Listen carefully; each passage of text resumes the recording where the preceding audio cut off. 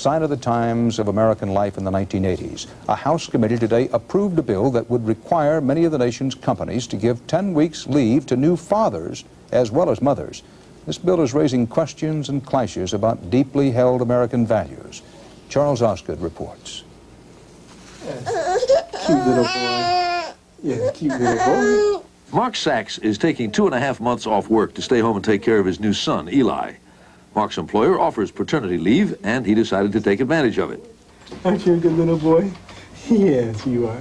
I think that all people, whether men or women, should have the opportunity to do this. Your kids are only young once. We've set up a request to finance to have... Meanwhile, back at the office, however, Mark's boss, who approved the leave in the first place, liked the idea much better in theory than he does in practice. It's not working out very well. We want him to take it, but it's very disruptive. It's very hard on us. It's causing us to make sacrifices. Mark isn't typical. Most men don't take time off for a child, even when they can. In Sweden, where it's available to all men, only 4% take more than a month. And a study here of 140 firms that offer paternal leave found only 9 companies where men ever requested it. They're afraid that taking a leave will have a negative impact on their career, and they're justifiably afraid. In fact, most companies don't approve of men taking paternity leaves. Many men say they can't afford to give up their paychecks, and besides, staying home is simply not what they want.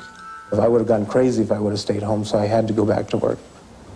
The bill now going through Congress would, as written, require all businesses with 50 or more employees to offer paternity as well as maternity leave. The Reagan administration agrees with opponents of the bill, including small businesses. They argue that with costs, including training and replacement and benefits, the idea may sound sweet, but it just isn't practical. That's a bottom line here. There's costs associated with everything that sounds wonderful and warm and fuzzy. And this is just a perfect example. There are real costs to be paid for this. Larry Lynchy, however, thinks there ought to be a law. When his wife and premature child were both sick, he took 2.5 weeks off his job as a security guard. They told him it would be okay, but it was not okay. As it turned out, I went back to work to get my check after all the ordeal we'd gone through. And they said, "I'm sorry, we'll have to let you go. You missed too much work." So now, with his son still sick and in and out of the hospital, Larry is on welfare. You're such a nice guy. Even when everybody is fine, staying home with a baby is no picnic. Mark Sachs has found that out. Since I've been home, it's been a pretty full-time thing.